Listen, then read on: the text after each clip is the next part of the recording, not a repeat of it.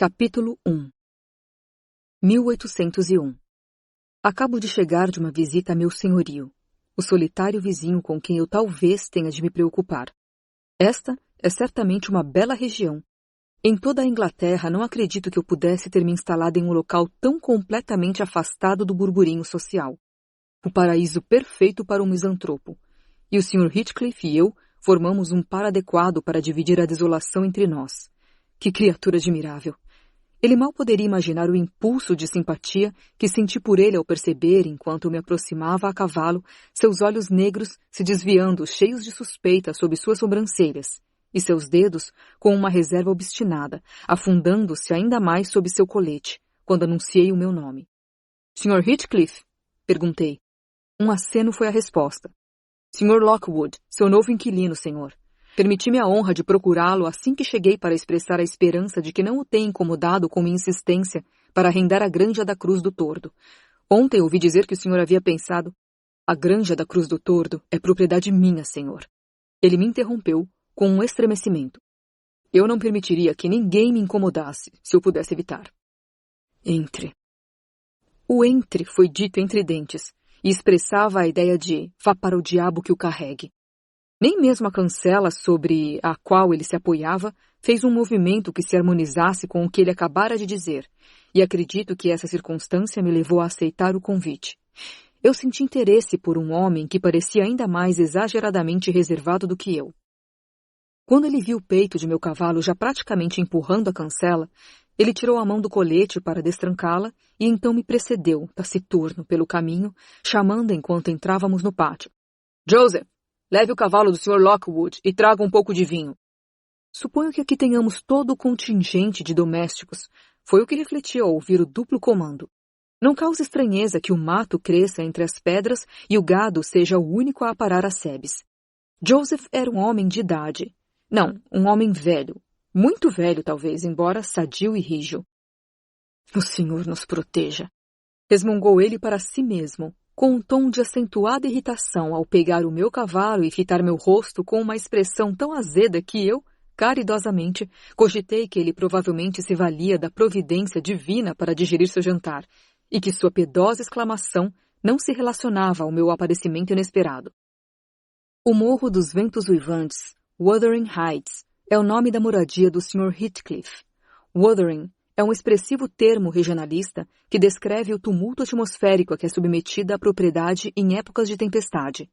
Uma ventilação saudável e revigorante eles devem ter lá no alto, em todas as ocasiões, na verdade.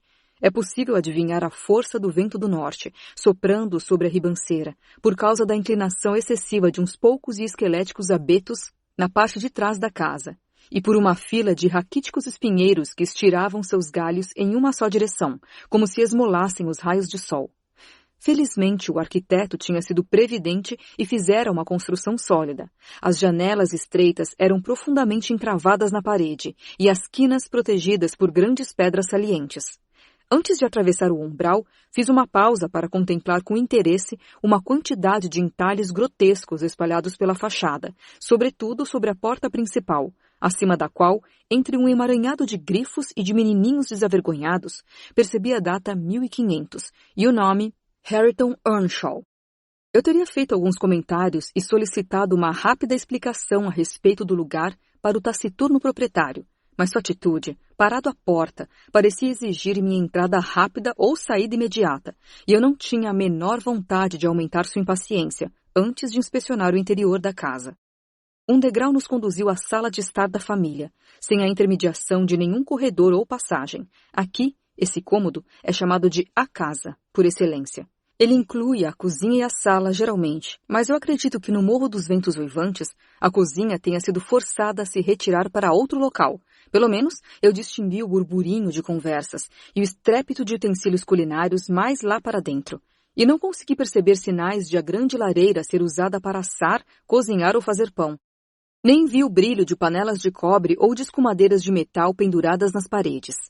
Um dos cantos, na verdade, refletia de forma esplêndida tanto a luminosidade quanto o calor em fileiras de imensos pratos de estanho, intercalados com canecas e jarros de prata, que se erguiam uma prateleira depois da outra, em um vasto armário de carvalho até ao teto. Este último jamais havia sido fechado. Toda a sua anatomia se expunha aos olhos curiosos, a não ser por espaços em que uma estrutura de madeira repleta de bolos de aveia e de amontoados de pernis de vaca e de carneiro e presunto o escondia. Acima da chaminé se encontravam diversas armas velhas e ordinárias, um par de pistolas de arção e, à guisa de ornamento, 3 caixas de chá pintadas com cores vistosas, colocadas sobre o console. O piso era de pedra branca e polida, as cadeiras, estruturas primitivas com costas altas e pintadas de verde, das quais uma ou 2 espreitavam nas sombras, pesadas e pretas. Em um arco sob o armário, descansava uma grande cadela da raça Pointer, de pelo marrom avermelhado, rodeada por uma penca de filhotes que ganiam, e mais cachorros se encontravam em outros cantos.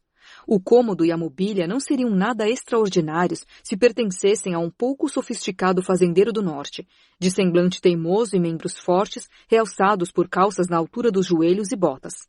Tipos assim, sentados em suas poltronas com a caneca de cerveja espumando na mesa redonda à sua frente, podem ser vistos em qualquer localidade a 8 ou 10 quilômetros entre essas colinas, se o visitante aparecer na hora certa depois do jantar. Mas o Sr. Heathcliff contrasta de modo singular com sua moradia e seu modo de vida. De aspecto, ele é um cigano de pele morena. Quanto às suas roupas e maneiras, é um cavalheiro, quer dizer, tão cavalheiro quanto qualquer outro proprietário de terras. Um tanto descuidado, talvez, mas mesmo assim, sua negligência não lhe confere uma má figura, porque ele tem o porte ereto e uma boa aparência, e é bastante carrancudo. Possivelmente, algumas pessoas pensariam que ele tem uma dose daquele orgulho de quem nasceu em uma condição mais simples. Dentro de mim, uma dose de simpatia me diz que ele não é nada disso. Instintivamente, eu sei que sua reserva se origina de uma aversão a grandes demonstrações de sentimento, de manifestações de mútua cordialidade. Ele irá amar e odiar, ambos em segredo, e considerar um tipo de impertinência se em retribuição for amado ou odiado. Mas não.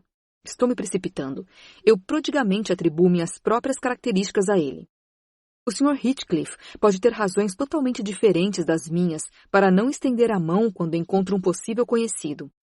Suponho que minha personalidade seja praticamente peculiar.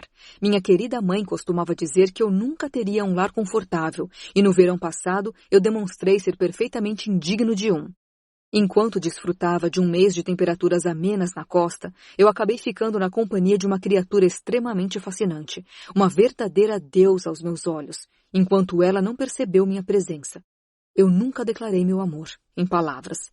Entretanto, se os olhares têm uma linguagem, o maior dos idiotas teria sido capaz de adivinhar que eu estava perdidamente enamorado. O mais doce olhar que se possa imaginar. E o que fiz eu? Confesso envergonhado. Eu friamente me encolhi dentro de mim mesmo como um caramujo, e a cada olhar eu ficava mais e mais glacial, até que, por fim, a pobre inocente foi levada a desconfiar de suas próprias percepções, e, totalmente confusa por causa de seu suposto erro, persuadiu sua mãe a abandonar o local. Devido a essa peculiar mudança de temperamento, granjeei a reputação de ser deliberadamente insensível. Quão imerecida ela seja, só eu posso apreciar. Sentei-me em uma cadeira perto da extremidade da lareira, no lado oposto àquele ao que meu senhorio se dirigia, e preenchi o intervalo de silêncio, tentando acariciar a mãe canina que havia abandonado sua ninhada e estava farejando minhas panturrilhas como uma loba, o focinho franzido, os dentes brancos, ansiosos por um bocado. Minha carícia ocasionou um rosnado longo e gutural. É melhor deixar a cachorra em paz. Grunhiu o Sr. Heathcliff junto com ela, impedindo demonstrações mais ferozes com um pontapé. Ela não está acostumada a ser mimada e nem a ser mantida como animal de estimação. E então, se encaminhando para uma porta lateral, ele chamou de novo. Joseph! Joseph resmungou algo incompreensível das profundezas da adega, mas não deu indicações de que iria subir. Então seu patrão desceu para encontrá-lo, deixando-me vis-a-vis com a maldosa cadela e uma dupla de ameaçadores e desgrenhados cães pastores, que partilhavam com ela um desconfiado controle de todos os meus movimentos. Como eu não tinha a menor vontade de entrar em contato com aqueles dentes, permaneci imóvel, mas imaginando que os animais não poderiam compreender insultos silenciosos, infelizmente, eu me permiti piscar e fazer caretas para o trio. E algum movimento do meu rosto irritou tanto a madame que ela repentinamente se enfureceu e saltou nos meus joelhos. Eu a empurrei para trás e me apressei a colocar a mesa entre nós. Esse procedimento atiçou toda a cambada. Meia dúzia de vilões de 4 patas, de vários tamanhos e idades, surgiram de covis ocultos e vieram para o centro do cômodo. Eu percebi que meus tornozelos e as bordas do meu casaco eram objeto de investidas, e me defendendo da melhor maneira possível dos atacantes maiores, com o atiçador da lareira, fui forçado a pedir em voz alta a assistência de algum dos moradores da casa para restabelecer a paz. O Sr. Heathcliff e seu empregado subiram os degraus da adega com uma apatia afrontante. Não acredito que eles tenham se movido 1 segundo mais rápido do que o usual, embora a sala estivesse sob uma verdadeira tempestade de gritos e de latidos.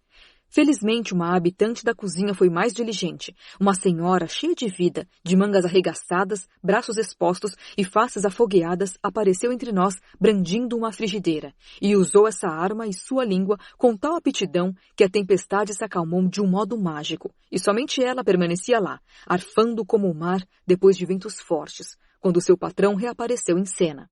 — Que diabos está acontecendo? Perguntou ele, me olhando de um jeito que eu mal conseguia suportar depois de toda aquela descortesia. — Que diabos, realmente?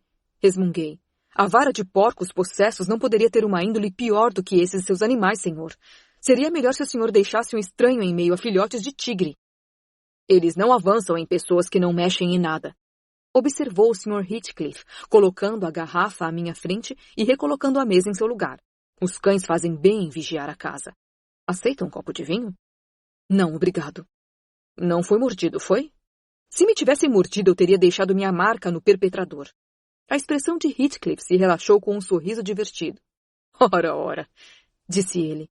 O senhor está agitado, Sr. Lockwood. Vamos, aceite um pouco de vinho.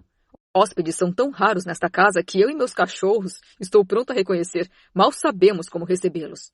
A sua saúde, senhor. Fiz uma mesura e retribuí a saudação, começando a perceber que seria tolice ficar emburrado por causa do mau comportamento de um bando de cachorros. Além do mais, eu não queria dar a ele maiores ocasiões para se divertir às minhas custas, já que sua disposição estava obviamente se inclinando para esse lado. Ele, provavelmente levado por prudentes considerações quanto à tolice de ofender um bom inquilino, relaxou um pouco seu estilo lacônico de suprir pronomes e verbos auxiliares, e induziu o que ele supunha ser um tópico de meu interesse, uma discussão sobre as vantagens e desvantagens do meu atual local de refúgio. Achei-o inteligente na argumentação dos tópicos abordados, e antes de voltar para casa, enchi-me de coragem e ofereci para visitá-lo outra vez no dia seguinte. Evidentemente, ele não desejava uma nova intrusão de minha parte. Mesmo assim, eu vou voltar. É impressionante como me sinto sociável em comparação a ele.